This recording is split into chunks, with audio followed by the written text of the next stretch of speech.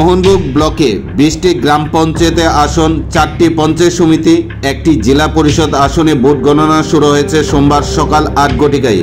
জানা যায়, গত 8 আগস্ট স্তর পঞ্চায়েত নির্বাচন সম্পন্ন হয়। 12 আগস্ট ভোট গণনা। সেদিকে লক্ষ্য রেখে মোহনভোগ ব্লকে 80টি গ্রাম পঞ্চায়েতে আসনের মধ্যে 60টি আসনেই বিনা প্রতিদ্বন্দ্বিতায় জয় হয়েছে শাসক দল বিজেপি। 20টি গ্রাম পঞ্চায়েত আসনে হয় প্রতিদ্বন্দ্বিতা, একটি জেলা পরিষদ, 4টি পঞ্চায়েত সমিতি আসনে নির্বাচন সম্পূর্ণ হয়।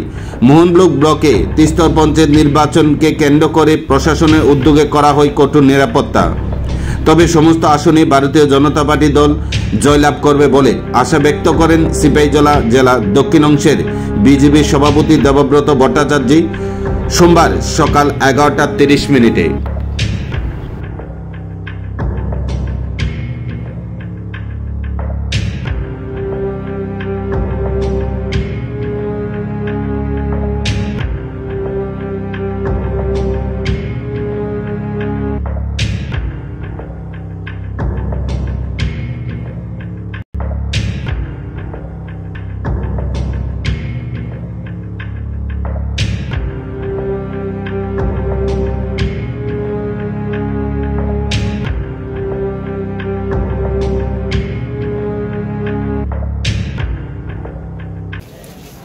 আজকে আমাদের সিপাহীজলার যে দক্ষিণ জেলা ভারতীয় জনতা পার্টি, যেটা আমাদের সোনামুড়া সাব ডিভিশন, এখানে 4টা ব্লকের মধ্যেই আমাদের আজকে গণনা কার্য চলছে।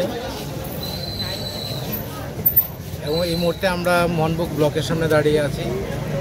এই ব্লকের আমাদের পঞ্চায়েতে টোটাল 80টা মেম্বার আছে।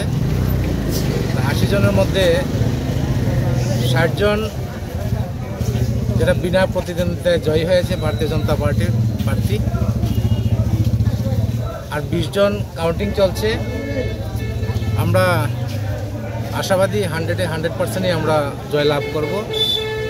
মানুষের উপর আমাদের বিশ্বাস এবং আস্থা আছে, এবং মানুষও ভারতীয় জনতা পার্টির উপর সম্পূর্ণ আস্থা রেখেছেন। সেটা যে সেটা মহল দেখে আমরা বুঝতে পারছি। এবং পাশাপাশি আমাদের এখানে একটা জেলা পরিষদ প্রার্থীও আছেন, বিশ্বজিৎ দাস।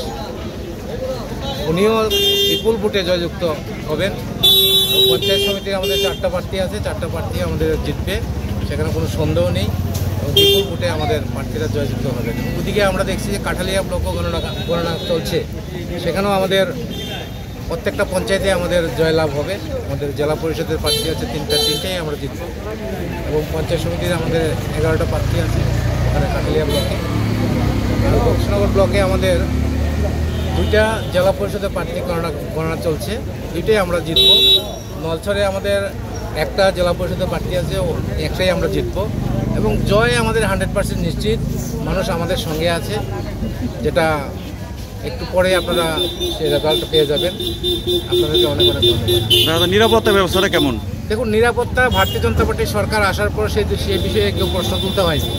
এখানে আমরা আজকে কাউন্টিং হয়েছে, এখানে আমাদের যারা কার্যকর্তা তারা এসছে, ওখানে নিরাপত্তা কোনো ধরনের এখানে ভুল ত্রুটি বা প্রশাসনের পক্ষ থেকে সম্পূর্ণ ব্যবস্থা নিয়েছে।